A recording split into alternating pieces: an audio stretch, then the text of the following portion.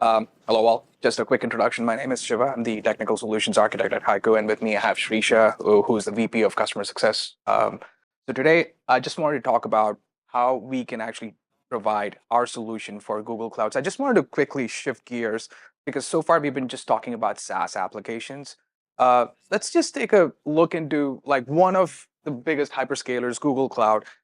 Back in the day, we always thought Google Cloud is about moving workloads, like compute workloads from on-prem to cloud, and it's all about lift and shift. But as Andy pointed out, it's more than lift and shift. It's about lift and transform, right? Because you have so many components under Google Cloud. It's not just infrastructure as a service. We're talking about platform as a service, database as a service, collaboration services. Like if you basically go to Wikipedia page and try to have an inventory of all the apps under Google Cloud, we basically have more than 100 plus products.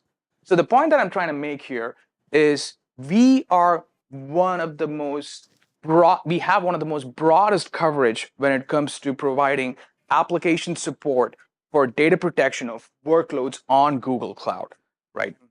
I'll just double click on what Shiva said, because seeing is believing, because I'm here because I see customers day in, day out, and you saw what customer success means for HYCU. And then what we have seen in Google world with our customers is unparalleled, right? Hundreds of customers land and expand, and they start with IaaS and goes and PaaS and DBaaS and everything, right?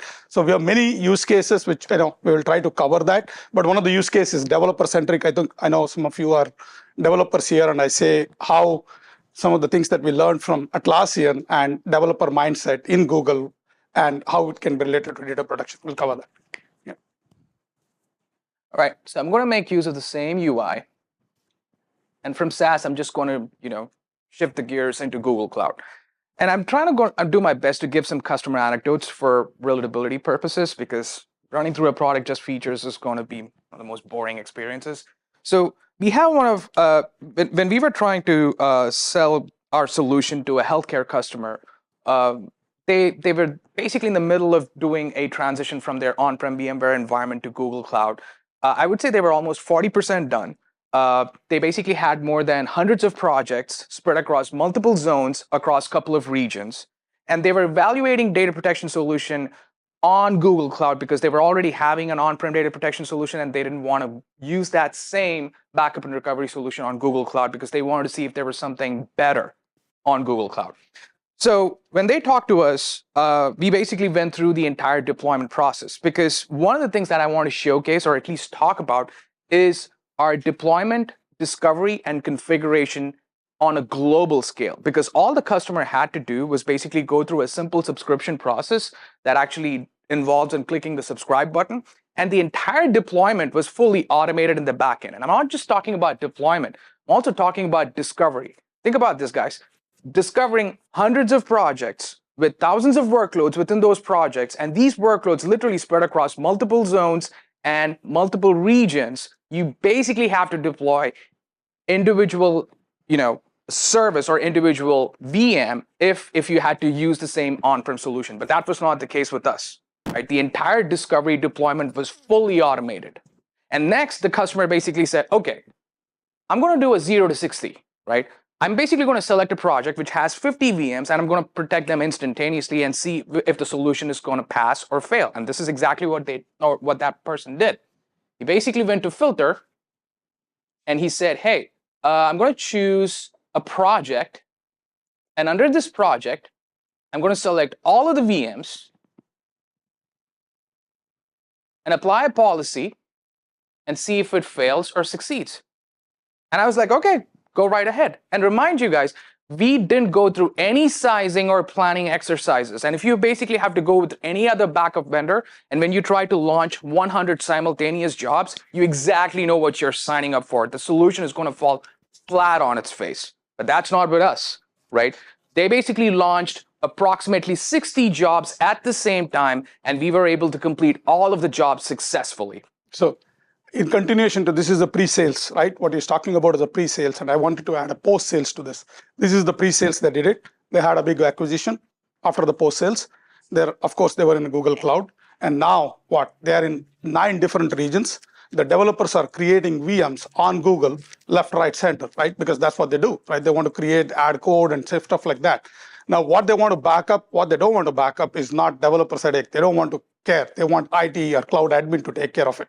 Now, what the developer was told because of HYCU's automation, hey, update your Terraform, one-liner, just make it true or false.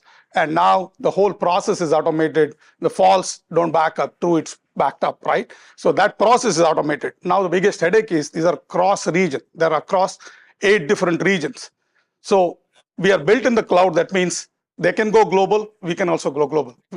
I mean, last week, Australia region was added, but HYCU supports out of the gate, right? So that is one case. But with this customer, the developers adding that VM, right?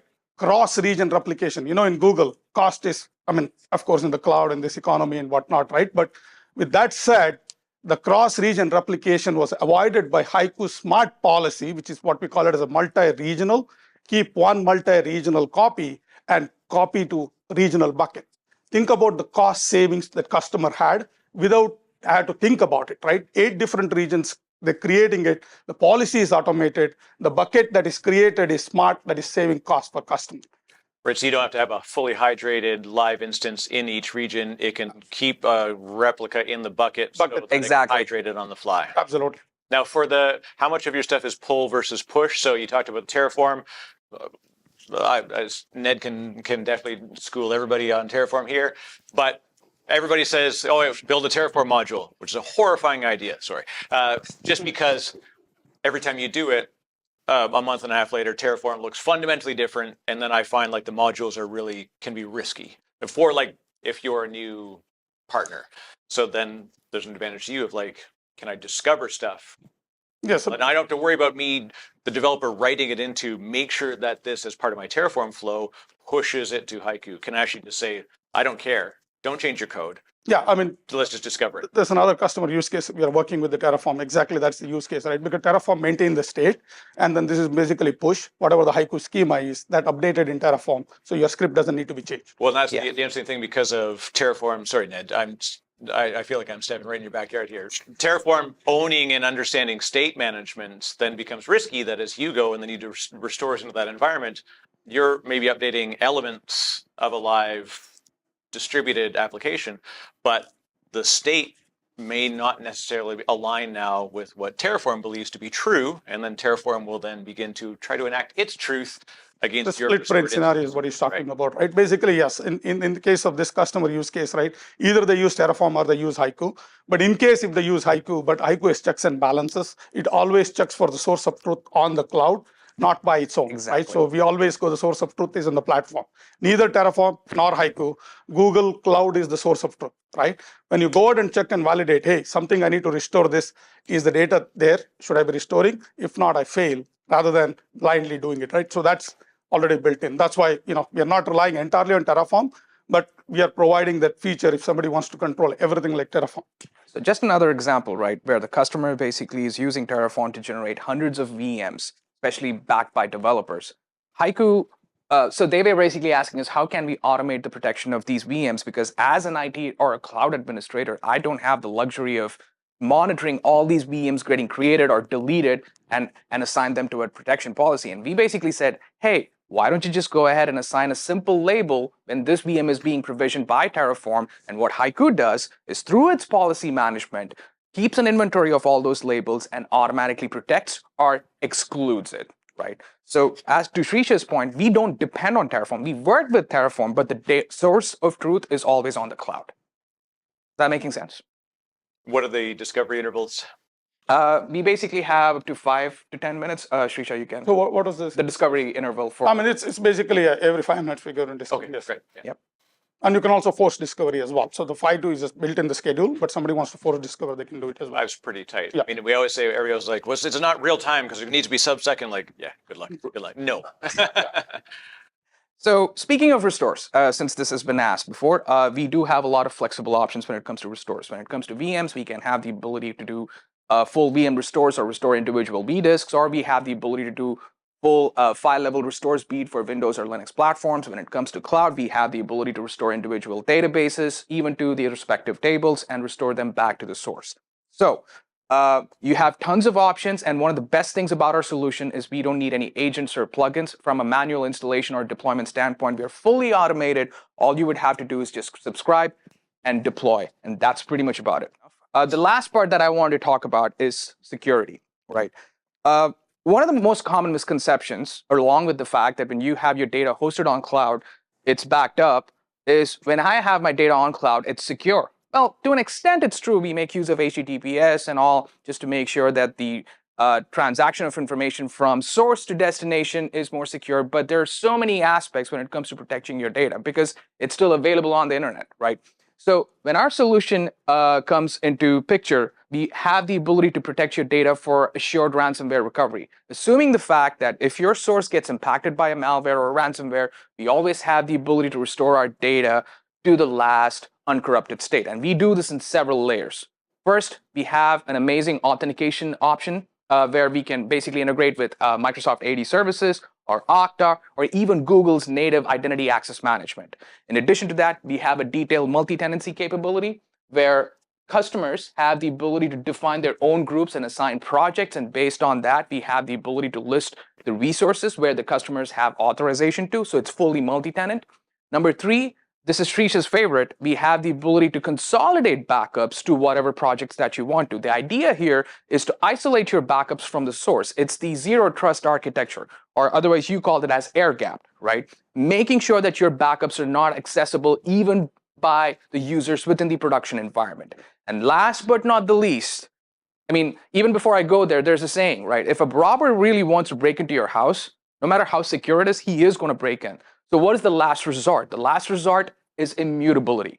So we make use of Google Cloud's immutable storage on GCS, and we have the ability to write backups to this immutable storage so that even if these security doors are broken in, our backups are truly immutable because Google Cloud Storage follows all these worm compliances such as SEC 17A-4 to make sure that their rights, once data is written, they're fully immutable until the retention time is met. So one thing I wanted to mention too, though, because it's good to zoom out as well. Like, what does the day in the life look like of this versus doing this yourself, scripting this yourself? And the same thing applies to Google Cloud, to AWS, and to Azure. If you go through the life cycle of not only executing your own snapshots, but also trying to perform a recovery, getting a notification, getting consumption, resource usage of this, it is a very disparate activity. And that is just on one instance. Imagine having to do and manage all these scripts across your instances, across your databases, across PaaS, across containerized applications. As the organization grows, as they adopt more and more modern applications, it will be impossible to leverage just scripts to be able to do so in a way that is time effective and allows you to easily perform a granular restore. That's why with the full comprehensive coverage of not only what we do for Google Cloud, but also for AWS and for Azure, you're able to apply granular restore, the ability to set and forget backup policies. And if you really don't want to, you never have to touch a script again to be able to protect that data. So another thing is talked about snapshots. Snapshots are not backup, number one, and snapshots are also like, 3 cents a gig versus bucket is 1.8 cents a gig. You can do the math yourself for a terabyte, how much it costs. That is second. And the last is also I want to talk about the encryption. So customer has a flexibility to, Google uses native encryption, but HYCU doesn't care if he uses customer managed encryption key or, right? So the data is from the security standpoint, that's one of the important parameters in the cloud. Is there any cost estimation built into the product to determine network egress charges for moving data around? And that's going to extend out to the SaaS products that might have some sort of charge for you hitting their API and extracting all this information out. So we do have sizing too.